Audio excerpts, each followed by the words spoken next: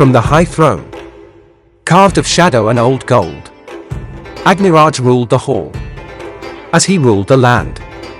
Above all, unchallenged, the fire did not merely light him, it announced him. Flame bent toward his seat. Heat lingered at his feet. This was no comfort, no ornament. Fire was his will, his reach, his warning made visible.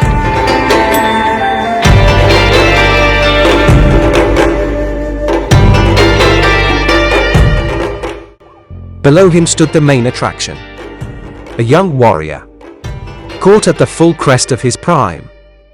Muscle layered upon muscle, each line carved by fighting skills and will.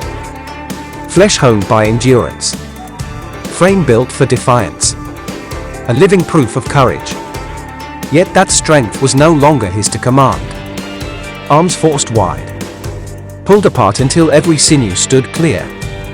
Veins rose, muscles swelled and strained, not in triumph, but containment. His body stood within a ring of flame, open, measured, claimed. Fire spoke where words were not needed. Here, strength was not denied, it was exposed. Here, even the mightiest form could be made vulnerable. Here, no resistance escaped the Emperor's reach.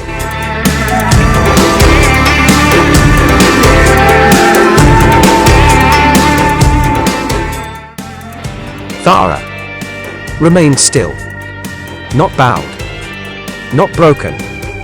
His face held its line, set, deliberate, unyielding. Calm held fast behind clenched breath. Sweat carved paths through dust and ash. Grime clung to him like a record, each smear and bruise a mark of what had been taken.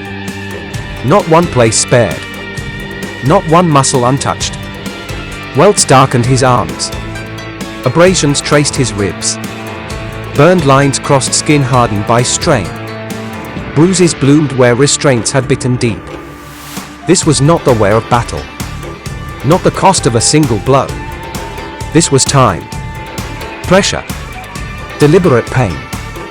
Since the trap closed, they had not hurried. They had taken their time before bringing him here.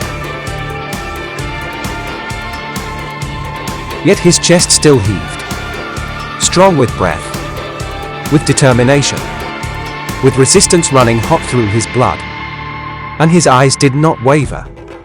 They stayed fixed, steady, lifted, locked upon the figure seated high above, the source of the fire, the hand behind all his pain.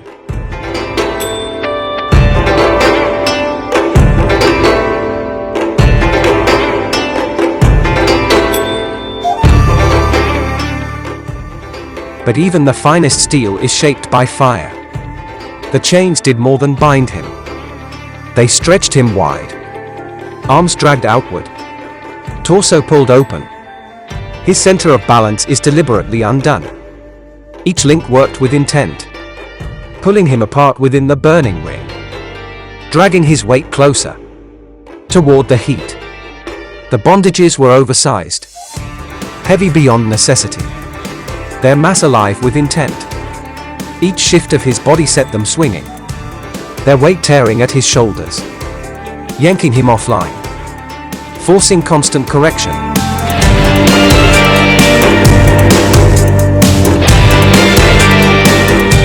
Beneath his feet, the stone was slick with black pitch, thick, oily, treacherous.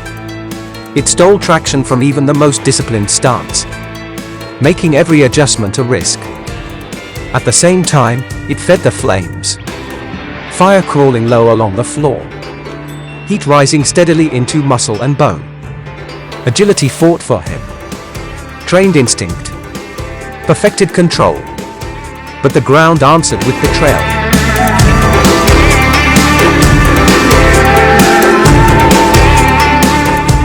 Flames rose around his legs like judgment passed. Not wild, not rushed, measured, patient. The pitch ensured they would not die. The chains at his wrists carried that heat. No flame touched his skin there, yet warmth crept through the iron, seeping inward, weakening grip, stealing resistance by degrees. Each pullback cost him balance. Each shift drew him closer to the rising ring. This was not chaos. It was design. There was no path to resist, no space to retreat, no angle left to exploit.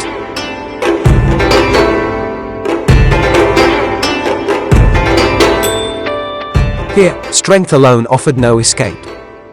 Here, endurance was not victory, only survival measured in breath and burning. Even Thara, even a body forged by hardship, even a will hardened against fear, stood bound, spread wide, held fast beneath the absolute will of the Fire King.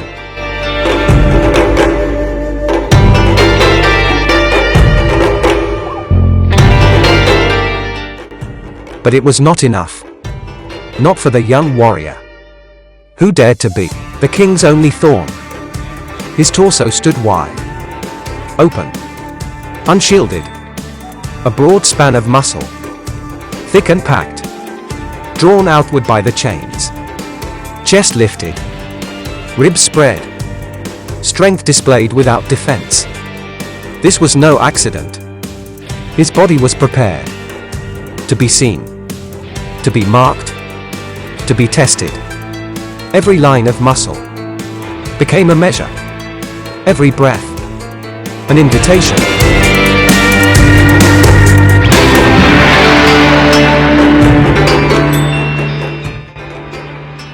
At the king's nod, the air shifted. One figure moved from behind, all black, an Agniraj black warrior. It was not his presence that stilled the hall. Fear had already learned his shape. It was his hand. What it carried: a coil of fire, bound flame, alive.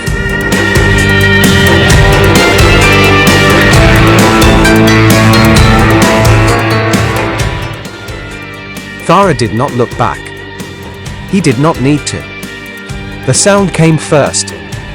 A breath split open, air torn apart. The whip spoke behind him.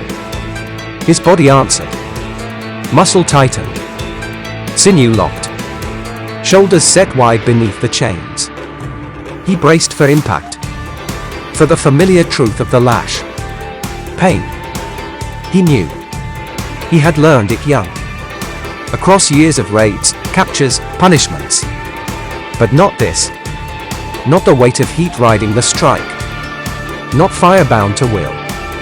This was no whip of men. This was the Fire King's hand, extended.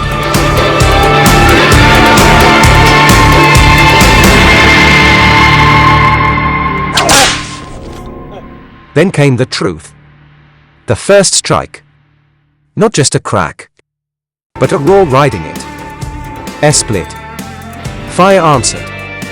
The whip screamed as it moved. Flame tearing through darkness. Sparks scattering like torn stars. Sound came in layers. Leather snapping. Pitch igniting. Heat howling in its wake. It was not a blow alone. It was judgment. Announced.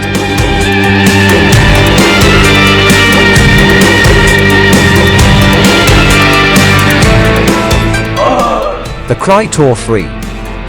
Raw, deep, unbroken. It filled the throne hall.